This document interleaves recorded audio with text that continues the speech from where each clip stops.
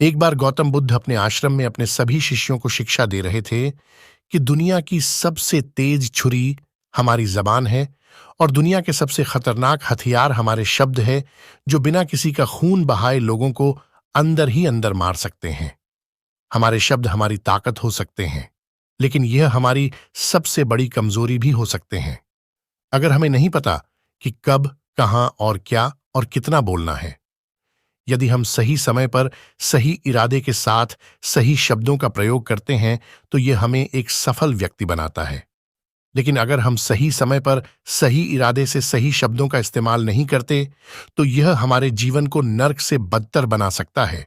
तो दोस्तों, आज की स्टोरी के माध्यम से मैं आपको बताने वाला हूं कि चुप रहकर कैसे हम अपने जीवन को बदल सकते हैं।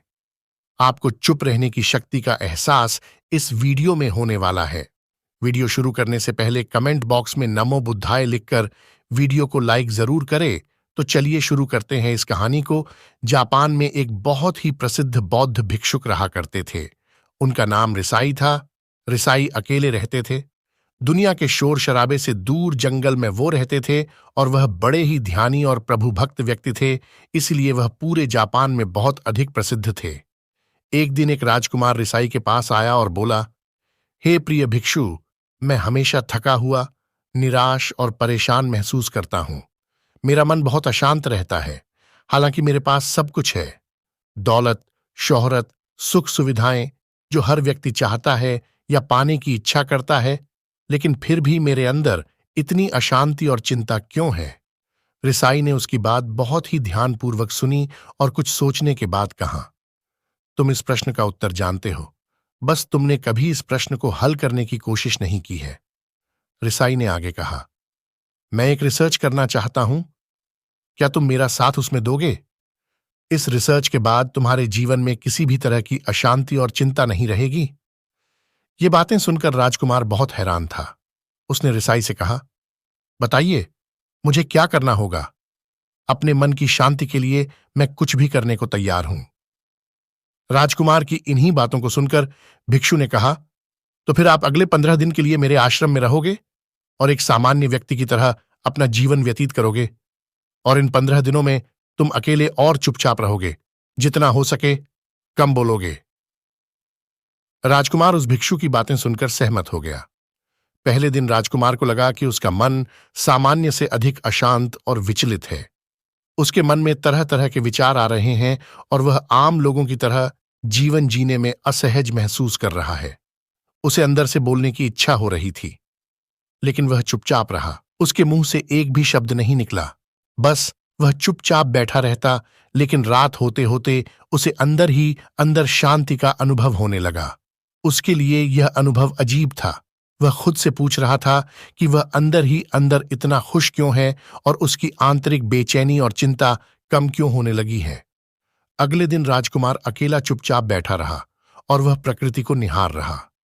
वह पौधों को, फूलों को, आकाश में उड़ रहे पक्षियों को, वह अपने जीवन में पहली बार यह अद्भुत दृश्य महसूस कर रहा था कि उसके पास कितनी सुंदरता है।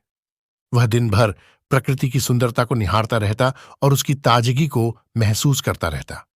इसी तरह से 10 दिन बीत गए और उसके मन की सारी बेचैनी, सारी हलचल, सारी उथल पुथल और सारा तनाव गायब हो गया। 11वें दिन की सुबह राजकुमार फिर से एकांत में बैठ गया और कुछ ही मिनटों में उसकी आंखें अपने आप बंद हो गईं और वह गहरे ध्यान में चला गया। वह पूरे दिन वहीं पर आंखें बंद करके बैठा रहा और गहरे ध्यान में डूबा रहा। ना कोई शब्द, ना कोई चिंता। राजकुमार भीतर से असीम शांति और आनंद से भर गया।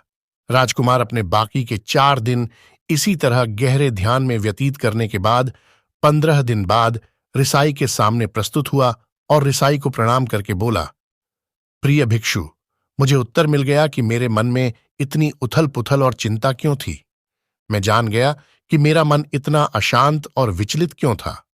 रिसाई मुस्कुराते हुए पूछा, बताओ क्या उत्तर मिला तुम्हें? राजकुमार ने कहा, मैं आवश्यकता से अधिक बातें करता था। मैं किसी पर भी अपने शब्द और ऊर्जा व्यर्थ करता था।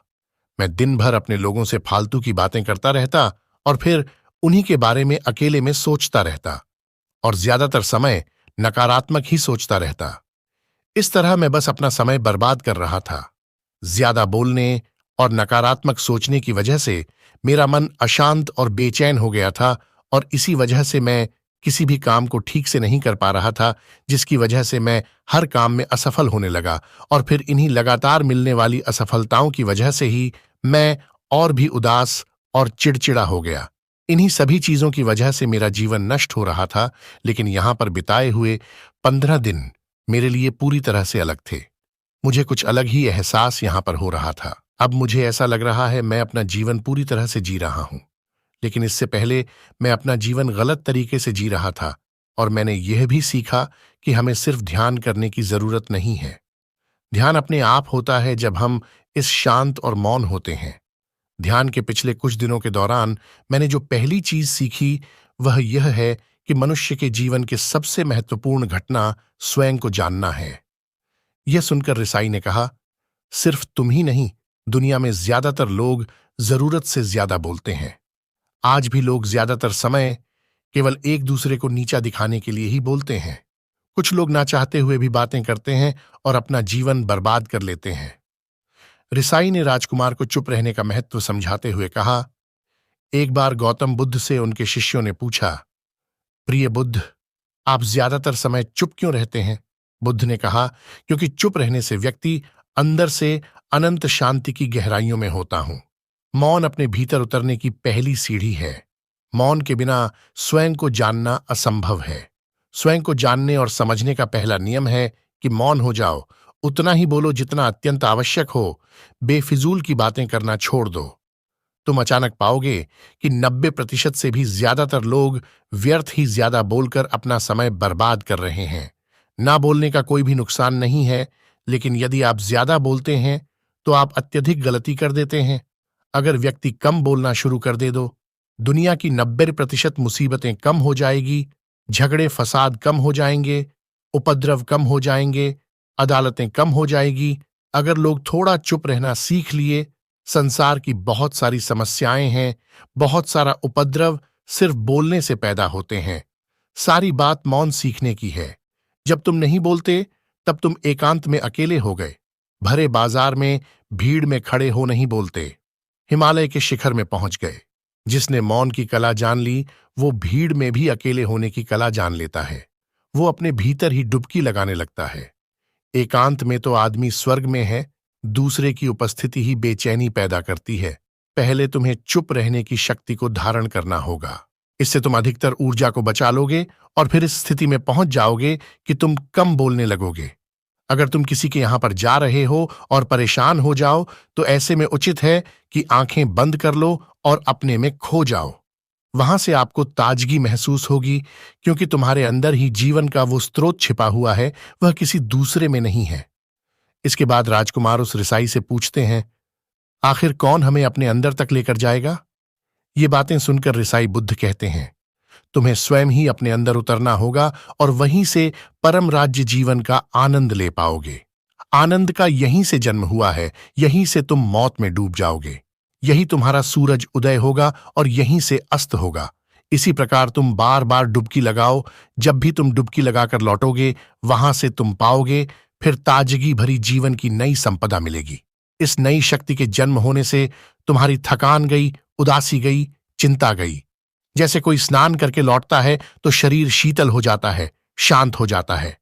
ऐसे ही जब कोई भीतर से साफ होकर वापस आता है, मौन में स्नान करके लौटता है, तो समस्त अस्तित्व, समस्त व्यक्तित्व शांत और मौन हो जाता है, आनंदित हो जाता है। जब तुम आंतरिक मौन की उस पराकाष्ठा पर पहुंच जाओगे, तब तुम पाओगे कि बोलने से भी तुम्हारा मौन खंडित नहीं होता, वो बना ही रहता है। उसकी एक अंतर्धारा लगातार तुम्हारे भीतर बहती रहती है। तुम बोलते तो हो, तुम शब्द का उपयोग भी करते हो, लेकिन वो तुम्हारे मौन को खंडित नहीं कर पाती। एक बार गहरे मौन में स्थिर हो जाओ, फिर तुम्हारी वाणी में भी मिठास आ जाएगी। तुम्हारा बोलना संगीतपूर्ण होगा, तुम्हारा बोलना सत्य होगा। तुम बोलोगे तो दूसरों पर भी शीतलता छा जाएगी। जैसे ही तुम अंदर से चुप होते हो, तुम इतने शक्तिशाली होने लगते हो कि समाज की निर्भरता तुम छोड़ने लगते हो और तुम्हारे जीवन में एक मस्ती आती है जो केवल दीवानों के जीवन में होती है। तुम्हारे चेहरे पर एक नई रौनक आ जाती है। तुम्हारी आंखें किसी अमृत के समान हो जाती हैं और तुम अनंत शांति के समुद्र में डूबने लगते हो। इतना कहकर भिक्षु रिझाई ने अपनी बात खत्म की और वो मौन में चले गए। राजकुमार उनका धन्यवाद कर कर अपने महल में चला गया। दोस्तों, आपने भी अनुभव किया होगा कि बहुत ज्यादा बात करने से दिमाग अशांत हो जाता है, जिससे हम अपने दिमाग पर नियंत्रण खो देते हैं और साथ ही अपना ध्यान भी खो देते हैं। जो लोग बहुत ज्यादा बोलते हैं, उनके पास किसी एक काम पर ध्यान केंद्रित करने की काबिलियत नहीं होती। वो अपने किसी भी लक्ष्य पर पूरी तरह से केंद्रित नहीं कर पाते। अगर हमारा दिमाग एक जगह केंद्रित नहीं है, तो हम जीवन की सच्चाई नहीं समझ पाते और ना ही मनचाही सफलता कभी हासिल कर पाएंगे। इसके अलावा भी आपने देखा होगा कि जो लोग अधिक बोलते हैं, वो अक्सर लोगों के बीच हंसी का पात्र बन जाते हैं, और जो लोग कम बोलते हैं और अपनी बात पर कायम रहते हैं, उन्हें लोगों से सम्मान मिलता है। लोग उनकी बातों को सुनते हैं और उन पर भरोसा भी करते हैं।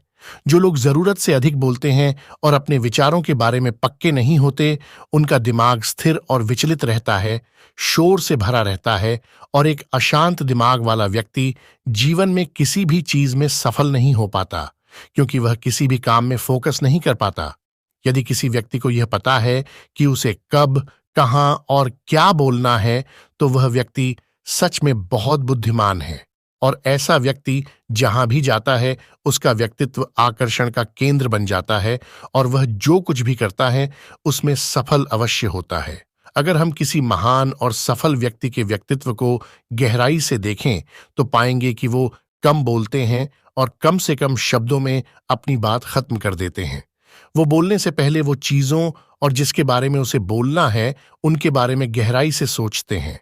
लेकिन जो लोग बहुत ज्यादा बोलते हैं, बहुत बार वो झूठ भी बोलते हैं और अपनी बातों से दूसरों के मन और विचारों पर कचरा डालते रहते हैं। वह ज्यादातर समय दूसरों की बुराई करते रहते हैं, इसलिए उनके अपने भी उनसे नफरत करने लगते हैं और उनसे बचने की कोशिश करते हैं। हमारे भारतीय उपनिषदों में कहा गया है कि हमारे शब्द वास्तविक ब्रह्म शक्ति हैं। मौन से धैर्य आता है, धैर्य से ध्यान, और ध्यान से हम अपने जीवन के बारे में जागरूक हो जाते हैं। इसलिए अगर हम ज्यादा बात करते हैं, तो हम मौन को खो देते हैं, जो मन की शांति का पहला स्तंभ है। दोस्तों, आज से हम भी चुप रहने का अभ्यास अवश्य करेंगे। आज से हम भी वही बोलेंगे जो जरूरी है, और हम कोशिश करेंगे कि कम से कम शब्दों में अपनी बात खत्म करें, और हो सके तो कोशिश करेंगे कि रोज कम से कम 30 मिनट एकांत में चुपचाप बैठेंगे। और मुझे पूरा विश्वास है कि इससे हम सबके अंदर एक सकारात्मक बदलाव जरूर आएगा। इसी के साथ इस वीडियो को खत्म करते हैं। दोस्तों, उम्मीद करता हूं आपको इस कहानी से एक अच्छी सीख मिली होगी। यह कहानी आपको कैसी लगी, हमें कमेंट बॉक्स में कमेंट करके जरूर बताएं, और साथ ही इस कहानी को अपने दोस्तों के साथ जरूर शेयर करें, ताकि उन्हें भी इस कहानी से कुछ सीखने को मिल सके। धन्यवाद।